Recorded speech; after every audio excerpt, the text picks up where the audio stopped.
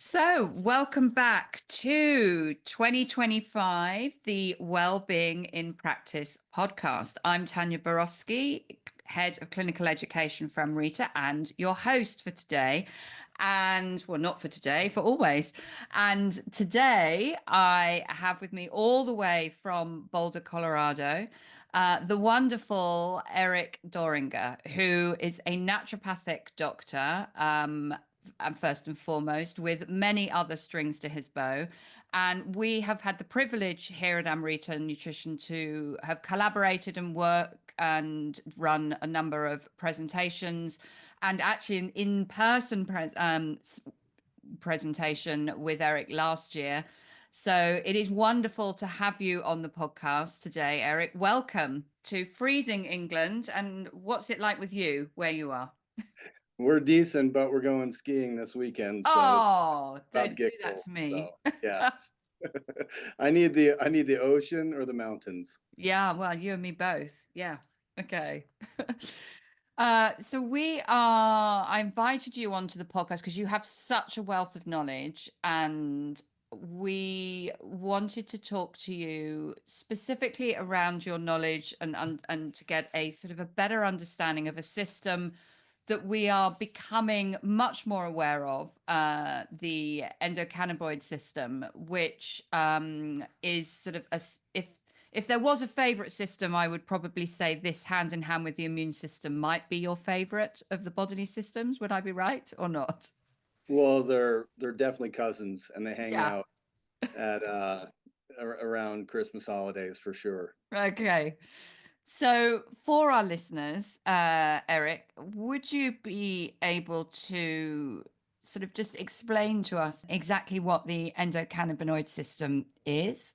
Endo means endogenous, so these Yeah. are self-made cannabinoids. And what people don't realize is our body has its own capacity to make self-made cannabinoids. The most familiar or famous is called anandamide. Anandamide means bliss in Sanskrit, and this is the bliss molecule. So, what Mm-hmm. our body does is it takes fats from everything from olive oil to palm oil and turns them into anti inflammatory, immune modulating, neuroendocrine immune balancing endogenous cannabinoids. And we all live full throttle, stressful lives. We've sprained ankles, we've had surgery. Some people have had heart disease, some people have had concussions, some people have autoimmunity, some people have sleep debt and a child that didn't sleep. And any of those stressful phenomenon will deplete your self-made endogenous cannabinoids.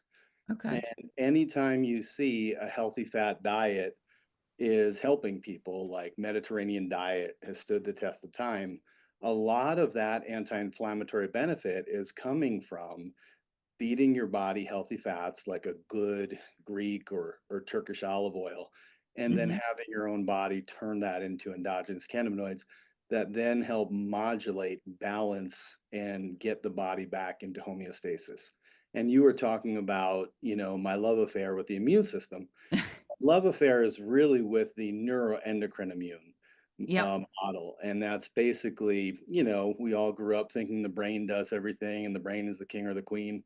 But the brain actually takes orders from the immune system, and the brain gives the immune system orders. The endocrine system, through hormones, hit a target tissue that balance the immune system, and the immune system affects the endocrine. And this is a triangle with arrows going back and forth that are three bosses that need to coordinate and run the show politely. When you're in chronic illness, when you're aging fast, you are Mm. going to have corruption of that neuroendocrine immune balance. And I attested to a food fight, like in an old Hollywood high school movie where French fries and pizza and everything's flying in your body. And you have to ask who threw the first French fry? Who started this food fight? And it's 99% of the time the immune system. I Even love that.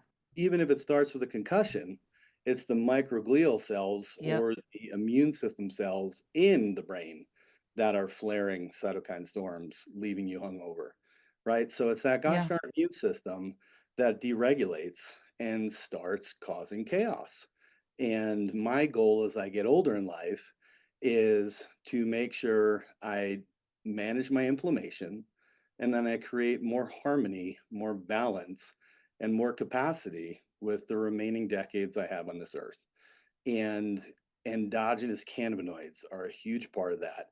And they deplete as we age, like DHEA depletes, and Like like everything, melatonin really. depletes, and hydrochloric acid depletes.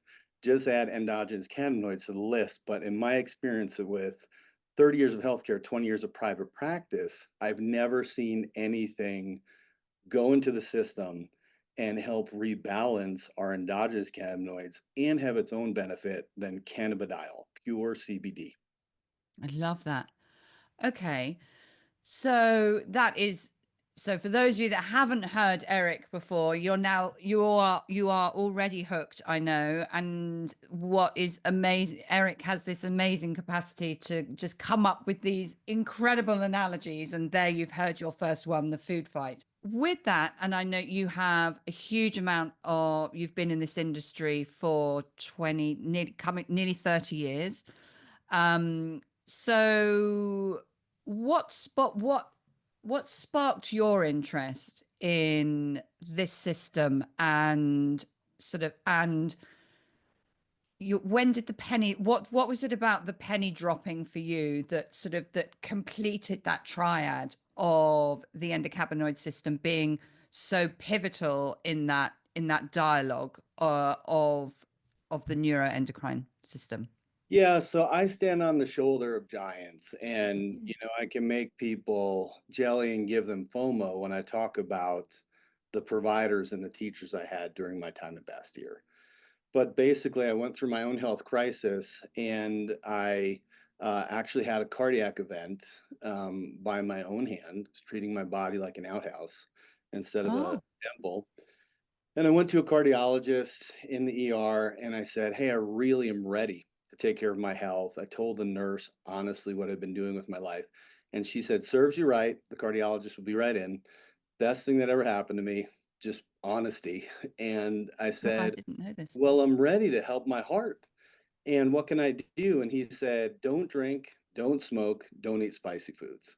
And I was actually dating a renowned herbalist daughter at the time, Brigitte Mars' daughter, called Rainbow. And Brigitte had this incredible library of health texts. And she had everything from how to read a shoe in Chinese medicine, the sole of a shoe for diagnosis, to like the Merck manual and everything in between, heavy duty medicinal constituents of herbs. She's an incredible wow crafter. Like if World War III comes, you want Brigitte with you to tell you what plants are edible and which Okay, ones are poison. She's brilliant. noted. And and I started learning about things like CoQ10 and seed oils out and fish oil in and moderate exercise and all the things you could do to get your heart back. Hawthorn berry, and the energetics of hawthorn berry for forgiveness, and I had a lot to Oh, I forgive love that. um in my life. And when you treat your body um that intensely, you have to tame the shame, and you're going to have all that come up. So I started just searching, and I had, I wound up working on the ambulance, and I think the emergency room is amazing, but their job is to make sure you don't die today. And then they discharge you back to your problems. And one of my problems was now this weird erratic heart. And I was talking to a platonic girlfriend about my vision of what healthcare experience could have been. And she said, "Oh, that's naturopathic medicine." And there's a school for that in Seattle and Portland and Arizona. And I went on the internet, right? This is 1993, 94. And there was the three schools, their addresses, and a phone number. So I called and got my swag bag. And that's when I read Joe Pizzurno's version, Uh, one of the founders of Bastyr, outline of the principles of naturopathic medicine. And even more importantly for me, the therapeutic order. And the therapeutic order would then set up my brain for the rest of my life and how to serve and graduate patients. And the number one step of the therapeutic order is um, remove obstacle to cure, which has been restated as identify and treat the underlying causes. sure. And as I just stayed with that, I know so many providers who are really good at step two, reestablishing healthy regimen. diet and lifestyle. Step 3, stimulate the vital force. Homeopathy, good acupuncture, Wim Hof breathing. Step 4, tonify systems, targeted nutraceutical supplementation. In our clinic, those are lab driven. Step 5, correct structural integrity. Great to have an osteopath or a DC, et cetera. And step 6, drugs and surgery. Not anti-drug and surgery, they're last resort, and our healthcare uses them as first resort. But I really got hung up with step 1, remove obstacle to cure. And I just kept layering and layering and layering and layering, right? Why am I going to consider an antidepressant, herbal or prescriptive, for someone if they have raging sleep apnea? And the number one ingredient to make serotonin and dopamine is oxygen. Why don't we give them oxygen first and see if we can wake up? Vitamin D turns on the enzyme, literally creates the genetic expression of the enzyme that turns tryptophan into serotonin. Sure. Why are we giving them Prozac before looking at their vitamin D levels?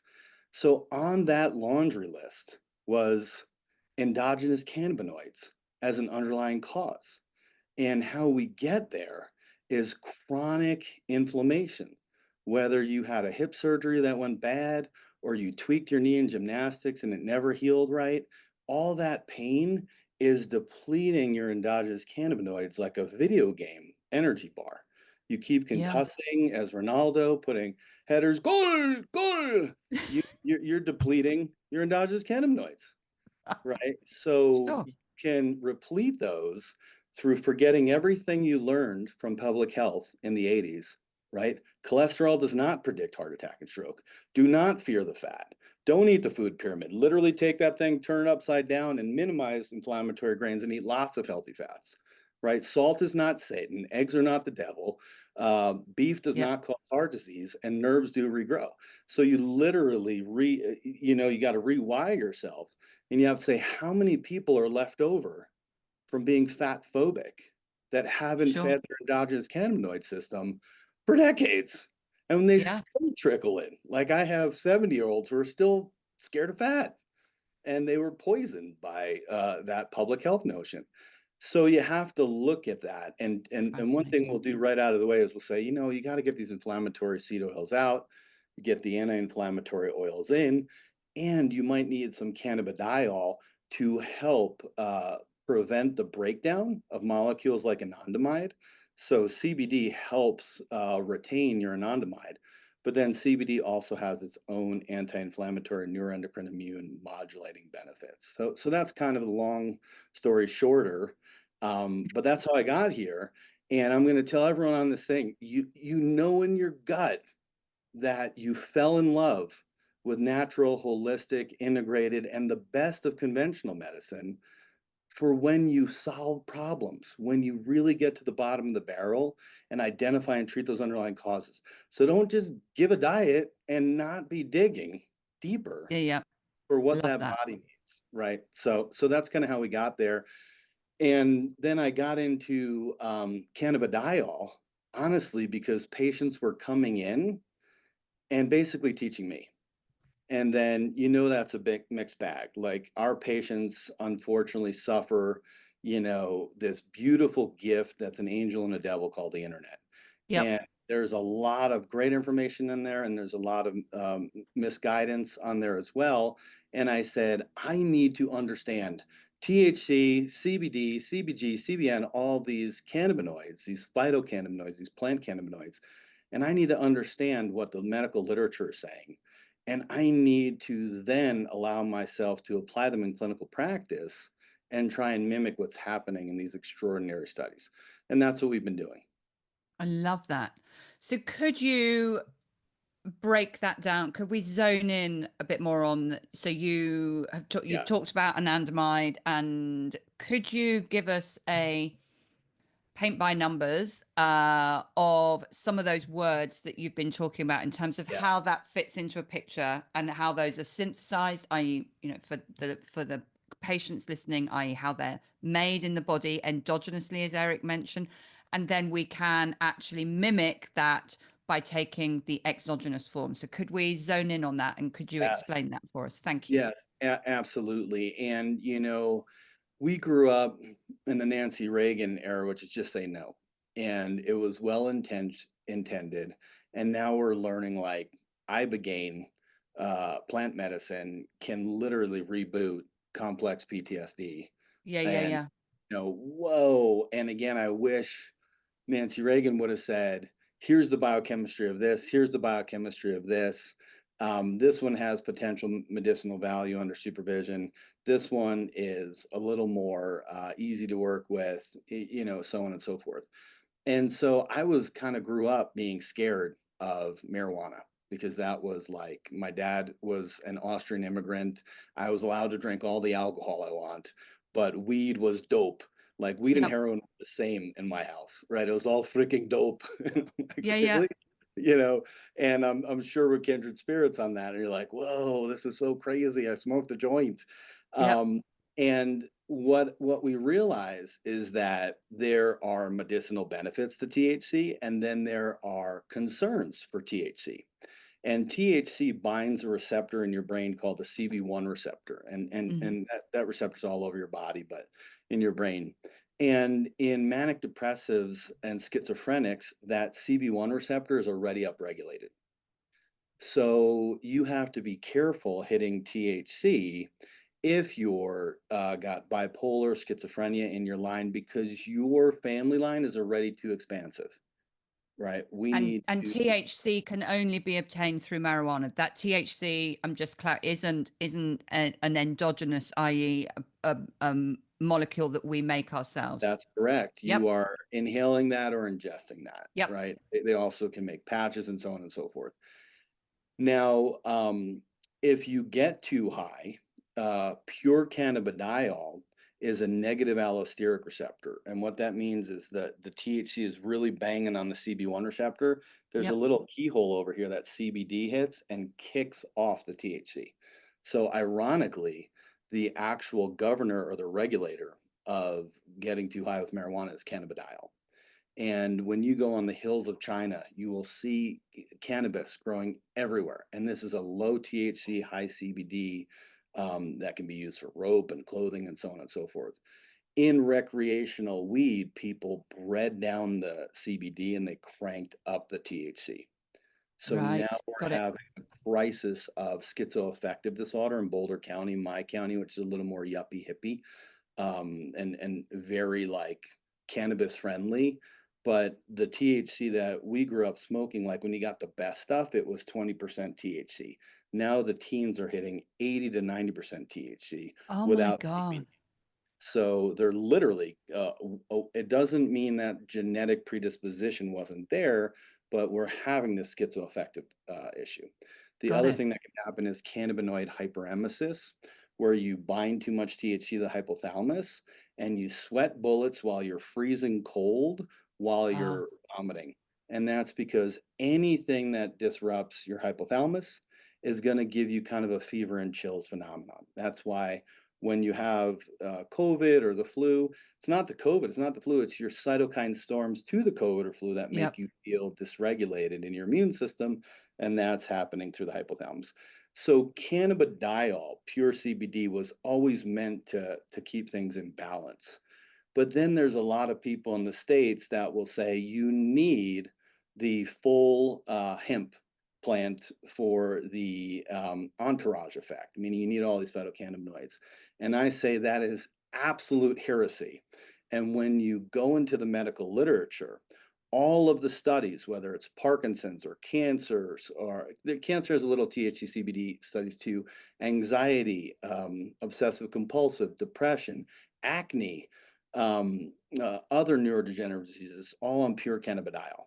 Now, it Pure doesn't mean cannabidiol. pure Okay. CBD, and it doesn't mean maybe there's benefit to full hemp extract. It's not studied, it's not proven.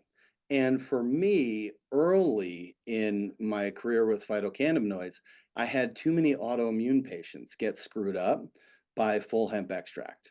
And the reason is when you give an MS patient or a rheumatoid arthritis patient or a Hmm. Hashi's patient full hemp extract, you have no idea which way all those phytocannabinoids are going to push Th1, Th2.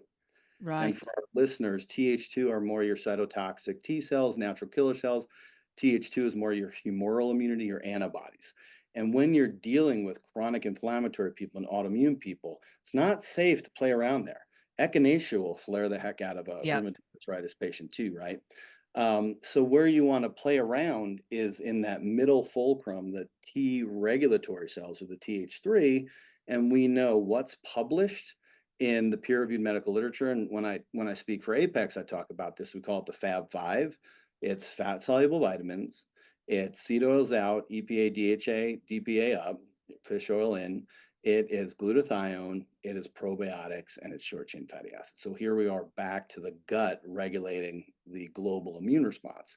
You can add pure cannabidiol to those five as well published for saying if your immune system's out of whack this way, it's going to come to the middle. If it's out of whack this way, it's going to come to the middle. If it's overzealous on both sides or underperforming, it's going to help bring to the middle. So it's an immune modulator. And that's what's so amazing about that molecule. So you eat healthy fats and you make your own endogenous cannabinoids. And then cannabidiol, pure cannabidiol, helps potentiate or keep them around. It literally is almost like uh, selective serotonin receptor Yep. inhibitor. It doesn't Yep. allow the molecules to break down as easily, and that's how you can replete someone's endogenous cannabinoids that have been depleted in an RA or a fibro or a concussion patient or a migraine sufferer or depression patient, and you're getting back those endogenous cannabinoids. Now, on top of that, cannabidiol has its own anti-inflammatory neurotransmitter benefits. And cannabidiol will enhance the 5-HT1A, which is a major serotonin receptor site. Mm-hmm. And we know serotonin is not the happy molecule, it's the enthusiasm molecule. So a lot of us are feeling beat down or overwhelmed. People are still brushing off COVID and they're anxious and they're isolated and they need to like get back into it, right? When your partner says, "Hey, where do you want to go for dinner?" and you go, "I don't know, you choose." That's a serotonin problem, right? And when they ask you, "Hey, where do you want to go?" and you say, "Hey, I heard there's that new Chinese restaurant that's gluten-free and doing like really cool natural old school stuff with fresh veggies. Let's go check that out." And that's serotonin, right? Love So that. 5-HT1, people don't realize most of our migraine drugs are serotonin agonists. So Immutrex really helps serotonin. People don't realize Prozac came with better clinical outcomes in COVID. And you can love or hate Prozac, it's an anti-inflammatory. And serotonin is anti-inflammatory. So when you have people with depression, obsessive compulsive, anxiety, bipolar, schizophrenia, ruminating thoughts, OCD, major depressive disorder, all of those mood disorders in the peer-reviewed literature have higher levels of inflammatory cytokines than healthy controls who don't experience Yep. those moods, right? So we Okay. know part of the way a good antipsychotic works when you need one for like an out of control bipolar schizophrenia is an anti-inflammatory. It puts down cytokines in the brain. So cannabidiol does that naturally and it hits multiple targets. So we have the 5-HT1A for the serotonin, then it hits the dopamine 2 receptors. And we know Okay. dopamine's ambition and drive, feelings of self-worth, hopefulness, decisiveness, courage, and the ability to finish tasks. Big part of attention deficit is dopamine. And for your listeners, you have really smart, capable practitioners who know things. And what I'm saying is don't give cannabidiol without also doing an overnight oximetry so you don't miss the apnea, without fixing blood sugar so you don't miss the hypoglycemia or the Yep. high triglycerides or the dysglycemia, right? Because the number one ingredient to make serotonin and dopamine is steady oxygen, steady fuel, steady oxygen, steady fuel. And our community is the best at that, right? You want to hopefully pair up with a really good sleep doctor that you refer to when you're first learning overnight oximetry, but no one does blood sugar better than the Amrita community. I mean, it's just like Mm. these are the people who are like, oh my gosh, I'm a thin, lanky body type who ate animal protein, complex carbs, and healthy fats 3 times a day and a mid-afternoon snack, and it changed my life. Or I'm a Joe Rogan, Huberman, Peter Attia, more heavy set body type. And if I didn't intermittent fast, I'd be a chunker with prediabetes and metabolic syndrome, right? So this is why I love all three of those guys. I love that they promote, health, especially for men, like get off your butt, get going. But you can also project your nutritional narcissism onto the world and forget about 5,000 years of Ayurvedic medicine. They're all kapha, right? I'm a vata. When I intermittent fast, you're going to find me in a ditch going, oil can help. What happened? Forgot to eat breakfast. Ah. Right? And then if the heavy set person, the more big boned excess body type, the kapha body type, eats breakfast or overeats breakfast, it slows them down, right? It makes them stick in the mud. So dopamine's D2 receptors are phenomenally supported by cannabidiol, but don't forget the basics. Still need steady oxygen, Yep. still need steady fuel, still need T3 thyroid hormone to Dale Bredesen levels, who, by the way, is our keynote at CIRS X this summer. Nice. Yeah, end of Alzheimer's, but all that type 3 diabetes stuff still stands. The other thing cannabidiol does is it enhances the GABA A receptor. It It's great. puts you back into cool, calm, collected, and capable. And I don't know if you're having this in the UK, but we have a new disease here called uptightitis. People just have forgotten how to forgive, forgotten how to have gratitude, they've forgotten how to laugh. We need freaking gratitude, forgiveness, and humor back in society, and we need to take a chill pill. And for many of our patients, cannabidiol has been that like, oh, that was weird. I was just like critical and hard on everything and everybody, and I didn't even know how to have like a normal conversation with a stranger at a bus stop anymore, right? So GABA A Interesting. puts you in that, oh, cool. Isn't this neat? I had that lovely conversation with this person in the tube, and that was lovely.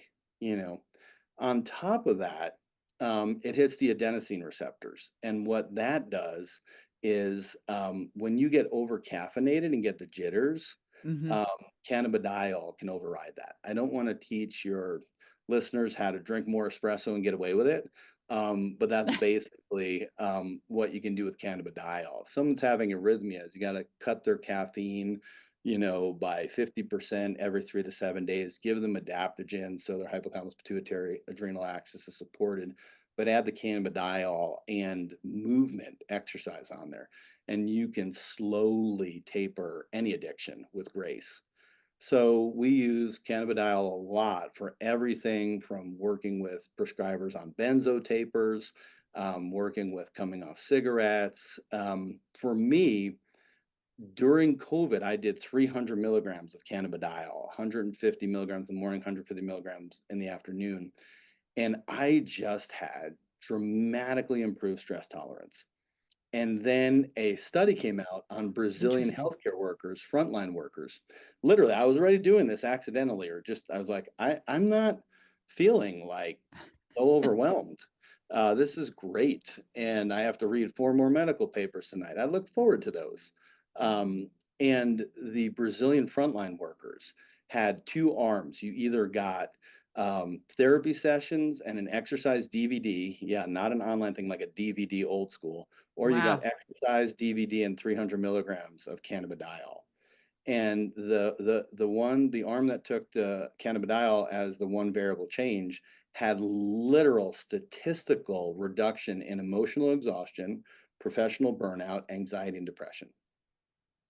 So I was kind of like, let's put cannabidiol in the water, man. Everyone is so overloaded, overwhelmed. And just imagine if you're like, we don't know that COVID's behaving just like most other viruses, manage the inflammation and everyone survives. We have over 3,000 patient contacts during COVID. We have 0 deaths. We have 2 ICU admissions and non-compliant patients, and they got out alive too. But it's COVID doesn't kill people. Our self-made nonsensical inflammation to the COVID is what kills you. You do not burn down your lungs with without a molecule called TGF-beta 1. It's a self-made molecule. So Yeah. just like every influenza and virus before, the virus doesn't kill you. It's your overzealous, nonsensical, inflammatory powder keg of a body that pops off and burns down your lungs, clots your blood, strokes you, heart attacks you, all that good stuff. So the when you're in a stressful time, you're trying to run your practice while both your parents are in memory care and you're coaching your kid's soccer team. And it's like it's a cheat code to use cannabidiol to help stress tolerance and resilience. And when you put all of those together, it's an uplifting productivity molecule. So that's what cannabidiol is. And Incredible. interestingly, because of that, I thought it was going to mess with sleep. But they did a study that shows 300 milligrams of cannabidiol versus dummy pill takers at bedtime did not wreck sleep architecture. THC does. So THC is unfortunately like a glass of wine, undeniably helps people fall asleep. But But then then you wake up. that's Yeah. right. Yeah. Because it suppresses initially, doesn't it suppress glutamate, and then obviously it's like the foot comes off the brake and pow, glutamate's back on again. And yeah, That's one mechanism. The other thing it does is it wrecks blood sugar. sure. So over here Of course. growing up, we called it the munchies. Yeah, And of I course. want to always do like a Saturday Night Live skit, like, dude, I got the munchie. You're like, you smoke too much THC, you got a hypoglycemic attack in your brain that totally woke you up. Right. And that's THC, right? CBD is glucose neutral, which is Okay. pretty cool. THC, unfortunately, how that happens is it triggers glycogenolysis. So it triggers cutting stored glucose from the muscle and liver into the bloodstream. Now you spike your blood sugar and you actually feel a little high. Let's go to Dave Matthews and dance, woo! But then you have the same insulin spike, exaggerated insulin spike. You over exaggerate your glucose uptake in the cell, and I always tell people, if you want to know how booze and weed are really affecting your blood sugar, slap them on a constant glucose monitor and put yourself in the lab. And Yeah, yeah. Which it's, it's painful. interesting. Yeah, Interesting.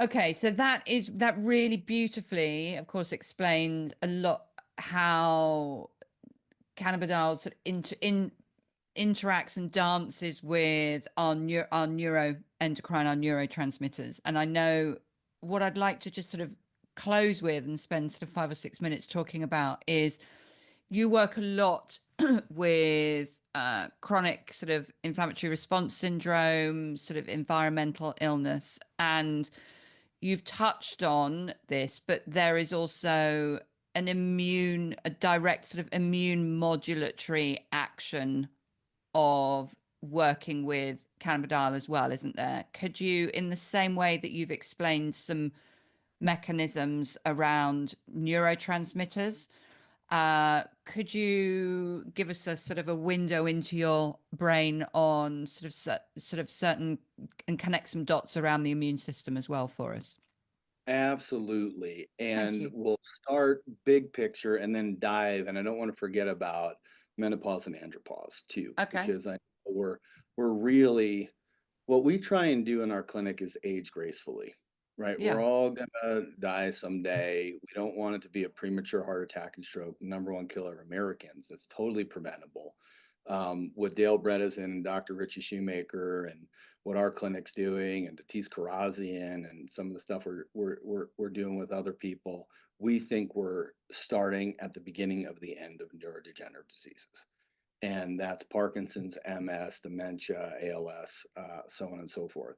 We literally are regrowing brains through the Shoemaker protocol, but the last step of the Shoemaker protocol, vasoactive intestinal peptide, doesn't work if you didn't address the underlying causes of inflammation first. So I'll circle back around on that, but the whole point is graceful aging. And I tell patients all the time, you're not getting that much older, you're getting more inflamed. Okay. Not getting that much older, you're getting more inflamed. So your job from here till kingdom come is to manage inflammation and realize what you had as a young lad or young lass isn't around anymore to protect you. And you got two deals on the table. You shore that up, or you turn from a grape into a raisin rapidly. And that's it. That's the deals on the table. One example of that, as the lab king, DHEA sulfate drops on everyone over 40 99% of the time. So Hmm. I will have 1% of 40 and older come in with a DHEA at Dale Bredesen levels. And that's a unicorn, right? Everyone else needs correction. And I really kind of bullied Apex into making the DHEA 25C because you need about 25 to 75 milligrams in an average postmenopausal woman, a woman in her 40s, to prevent that. So, when women kind of get told they're perimenopause and they're 42 and their estrogen and progesterone are totally intact, and you're like, Yep. this is nonsense. Women don't go into menopause before 50 unless there's underlying pathology. And of course, you can go into surgical menopause with ovarian cancer, and that's a good idea. But now you need some support on the other end of that. And what women do is they go into periandropause at 40. So right around 40, their DHEA and testosterone drops. So they can still have vaginal moisture and comfortable sex and the benefits of estrogen and progesterone, but they've lost the benefits of their DHEA and testosterone. So for our listeners, we always want to make sure you prime the liver. In our clinic, we use a lot of Apex Hepato Synergy. I like Integrated Therapeutics, um, uh, their liver mover. Make sure your methylation's treated, all that stuff, and then we feather in DHEA 10 to 50 milligrams. What cannabidiol does is it's the closest thing I can say to cannabidiol is like a good night's sleep or exercise, moderate exercise. It is a balancing, uplifting. It polishes everything right. So what we want your listeners to know is post-menopause, you drop your estrogen and progesterone out hard. And Yep. estrogen and progesterone are anti-inflammatory, immune modulating anabolics. So they get credit for like no night sweats and hot flashes and vaginal moisture. They prevent your body from shrinking and atrophying. But the other thing they do in the brain is estrogen enhances serotonin binding. So estrogen is an antidepressant. Progesterone enhances GABA binding. Progesterone is an anti-anxiety pill. So you mark my words, all of our listeners are thinking about 3 or 4 cases where Mrs. Smith was kind of happy-go-lucky. She was cool, calm, collected, and capable, and now she's an anxious, depressed wreck with a midlife crisis that she's talking about. And she's talking about going to Napa for her wine trip, and good on you. You raised kids, or you ran a business, or you took care of aging parents, and you deserve to say, post-menopause, I'm included in the plan. We're all about that. But don't mistake, I'm having little anxious feelings about my son at college and is everything okay? That's, you lost your GABA and you need to bring it back. And so we're very pro bioidenticals if you don't have reproductive cancer history. Testosterone and then testosterone with estrogen in a UK study showed those women get less breast cancer incidence. So the HERS 1 and HERS 2 trial totally butchered all of this, and we're finally coming back around on that. But cannabidiol polishes all that.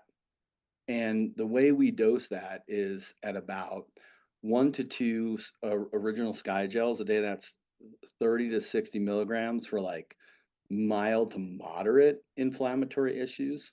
If Yep. you're really having raging inflammation, like you're in a RA flare or you're super depressed, or you're getting migraines 3 times a week, it's 1 to 2 dropperfuls of the tincture 2 to 3 times per day. Dose therapeutically. It gets costly and then pull back. So the biggest problem with natural medicine is there's the natural medicine and there's the dosage. So you want to go 1 to 2 dropperfuls 2 to 3 times a day and then pull back. If people have real hardcore inflammation, CBG is even more potent than CBD for inflammation. That's the Blue Sky Max Relief is 2 parts Okay. CBD, 1 part CBG. And that's my migraine sufferers, my RA patients, some of my post-op hip replacement people, so on and so forth. And then the other one is gosh darn sleep. A lot of people are sleeping like a baby, and then menopause comes in or andropause. Andropause is a slow kill. In Chinese medicine, women age in 7, so 49 is kind of a big one. Men age in 8, so 56 to 64 is kind of where you'll see the Huh. guys start to. But the guys get death by 1,000 cuts. So we don't get like these rapid, night sweats or hot flashes or sex sucks, kind of like where did that come from? And they're horrible at talking, right? So you have to just see on that man. That is an apneic, pre-diabetic, endogenous cannabinoid depleted, midsection weight, booming inflammatory cytokine bomb right there. And he needs love too, right? And he's probably not going to ask for it. He's No. probably going to be the freaking heart attack and not get to see the wedding, right? So when we're dealing with aging, it's about controlling inflammation.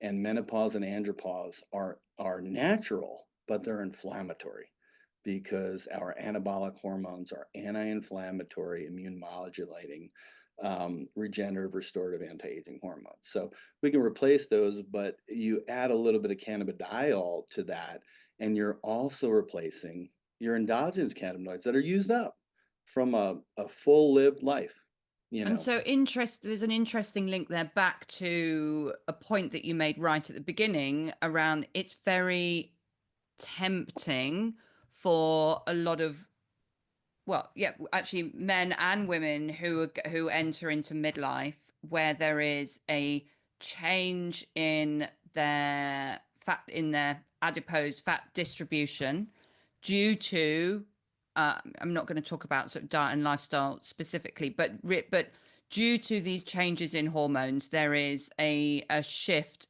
in distribution of adipose tissue. So there is tends to be a movement towards taking out fat, and again moving. And I think also because a lot of these people mid-age, it comes back to we all grew up in that decade, that dreaded decade of fat phobia anyway. So I think maybe does it feed back into that, oh my goodness, I'm putting on weight, I've suddenly developed this midriff. And I think maybe it flashes us back to that decade where anything to do with fat was maligned, and actually and all of our endocannabinoids are derived from fat. So again, so we're whipping the carpet out every which way. It's unbelievable how damaging our American public health from the 80s practices Yeah. continue to, Yeah. and including the Samoan, were the Captain Cook called Samoa the Garden of Eden because when he met those people, they had lustrous hair, beautiful smiles, they were ripped, and they were eating fats. They were eating predominantly coconut oil and fish. And we came in and said, fat bad, you need seed oils. And if you go to Samoa, Chris Kenobi, who wrote The Ancestral Diet Revolution, does a really good job traveling like Weston Price to these areas and seeing what happens. And he'll film in a convenience store just walls of canola oil, walls of corn oil. That is nutritional genocide. We have literally exported death to these beautiful people. And now we had him on our podcast, and I think there's a 77% obesity rate in Samoan women and a 55% in men. They were ripped, beautiful, postmenopausal, no midsection weight tribes, right? And they're kaffas, like Yeah, the sure, sure. Southeast Asians, Yeah. like The Rock is an example of a beautiful kapha who's, Yeah. they have substance, but they don't have midsection weight. So yes, what we tell people all the time is if you're J-Lo and you have thin midsection and a big booty, the booty weight with a thin midsection doesn't produce excess inflammatory cytokines. Yep. Yep. When I see my patient's midsection weight, I don't see unpleasing. I don't see a lot of my patients can carry weight well. What I see is diabetes, dementia, heart attack, and stroke, achy retirements. right? And that's because and then inflammatory weight begets inflammatory weight. So now Sure. you have this midsection weight that's producing more inflammatory cytokines that's gumming up your insulin and leptin receptors. So when you eat calories, you don't burn that as fuel, you store it as more inflammatory weight. And yes, the study from Matt Budoff is one everyone should check out. He is a premier integrated cardiologist who just did ketogenic diet for evaluating heart disease and calcified plaque. So they actually measured heart disease on a heart scan. And what happened is LDLs on ketogenic diet, a hardcore healthy fat diet, LDL cholesterol, quote unquote bad cholesterol, went up to 600. Triglycerides totally normalized because those are your sugar fats, Yep. which means now we overcame our prediabetes, diabetes, and we totally arrested heart disease. So when I say cholesterol is a worthless marker for predicting heart attack and stroke, I mean it. The LDL went through the roof in this study while the heart disease stopped. We've had statins for 40 years to suppress cholesterol. We still have heart attack and stroke as the number one killer. The number one killer of our Western world is chronic inflammation. And Yeah. so, per your conversation, my dad would always say, every decade you need to do something smarter with your life, right? Take up yoga, or this year you say seed oils out, anti-inflammatory fats in, right? I'm going to not eat, refined carbs. I'm going to eat a squash, and so on and so forth. And this is things you have to do postmenopausal and andropausal because all of these young person cheat codes of anti-inflammatories are gone, right? Now, again, Yep. you take a teenager and you give them a clean diet and good movement and healthy fats, they're the most extraordinary academic. I play 3 instruments, speak 2 languages, and I just scored 6 goals on the soccer pitch, right? So they're heroic, but they just trash their bodies. It's only later where we say, I can't live like this anymore. I have to clean things up. But you have to realize you've also spent 30, 40 decades depleting your endogenous cannabinoid system. And there it is. Eric, you are we could talk for hours and hours and hours. But I think that's a good place to draw this particular conversation to a close. And you have been illuminating and as always engaging and humorous, which is no mean feat to achieve all those three things. So thank you so much for coming on the podcast. We'd love to have you back. And for anyone that wants to more information on Eric's work, you can find him at rootsandbranches.com.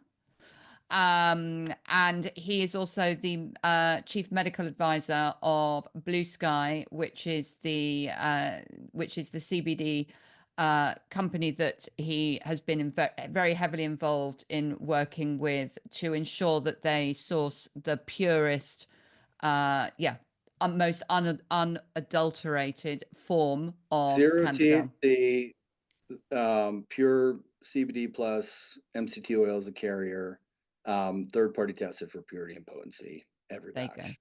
Yeah. Amazing. Yeah. Eric, thank you so much. We will see you either on the screen or maybe on Terra Firma. Thank you so much for your time, and we will talk to you another time. Thank you so much. Thank you.